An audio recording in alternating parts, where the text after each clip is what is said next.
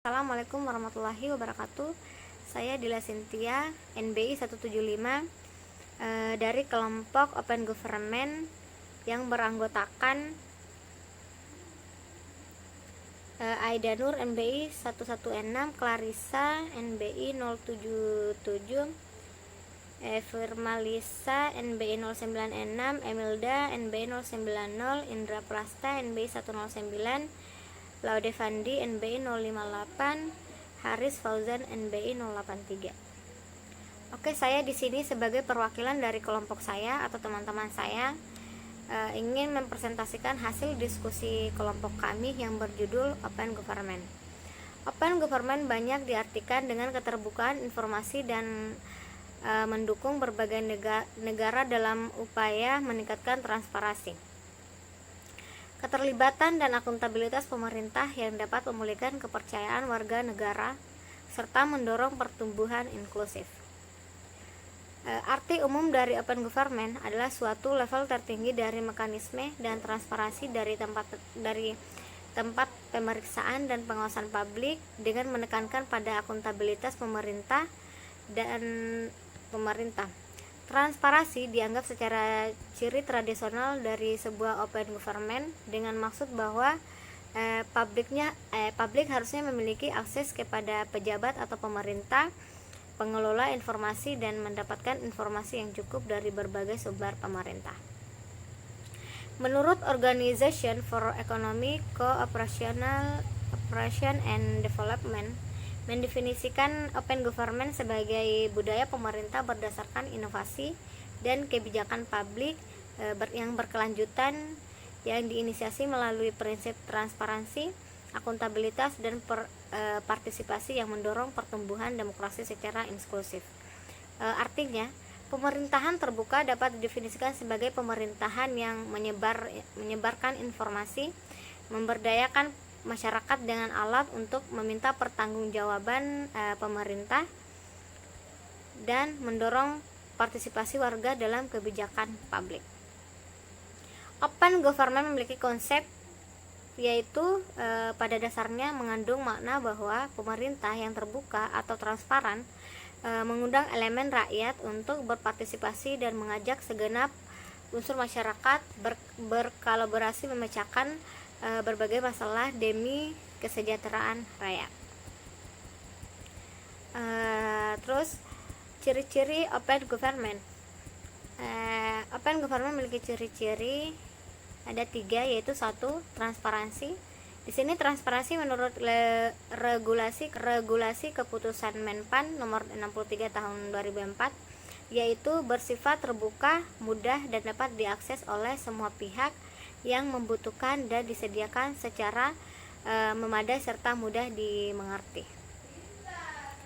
Partisipasi. 2. Partisipasi adalah sebagai wujud dari keinginan untuk mengembangkan demokrasi melalui proses desentralisasi di mana diupayakan antara lain perlunya perencanaan dari bawah dengan mengikutsertakan masyarakat dalam proses perencanaan tersebut dan pembangunan masyarakatnya.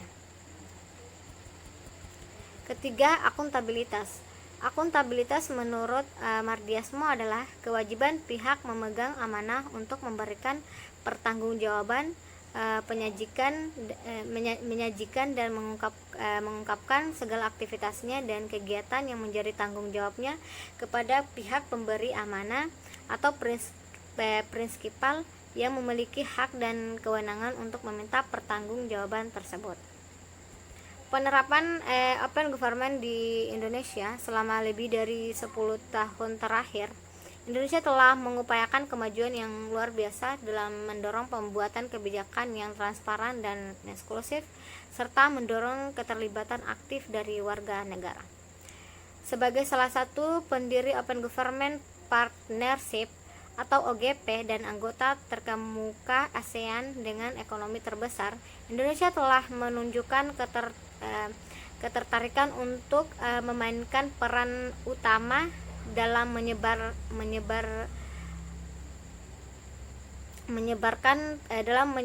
prinsip-prinsip dan praktek-praktek open government atau keterbukaan pemerintah ke seluruh dunia dengan perhatian utama pada Asia Tenggara. Contohnya, dukungan strategis Indonesia bagi keterbukaan pemerintah atau open government.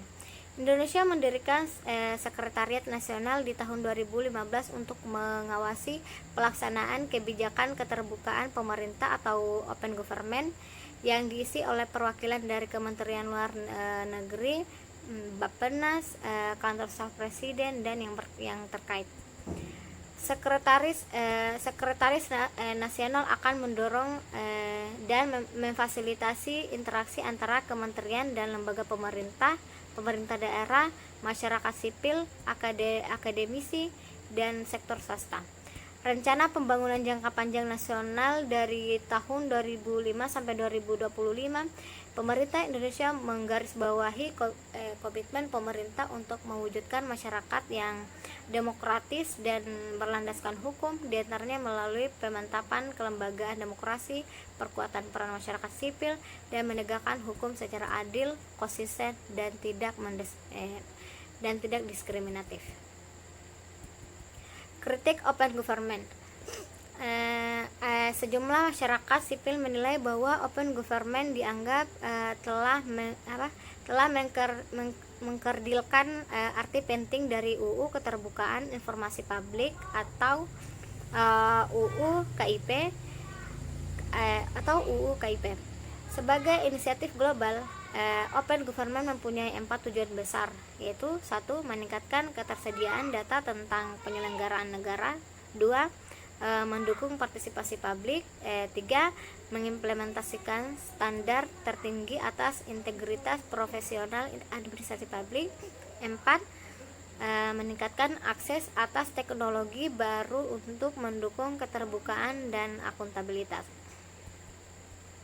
Namun sebagian masyarakat mengatakan bahwa melalui open government akan menyederhanakan konsep pemerintah yang terbuka dan transparan menjadi hanya sebatas ketersediaan portal informasi saja.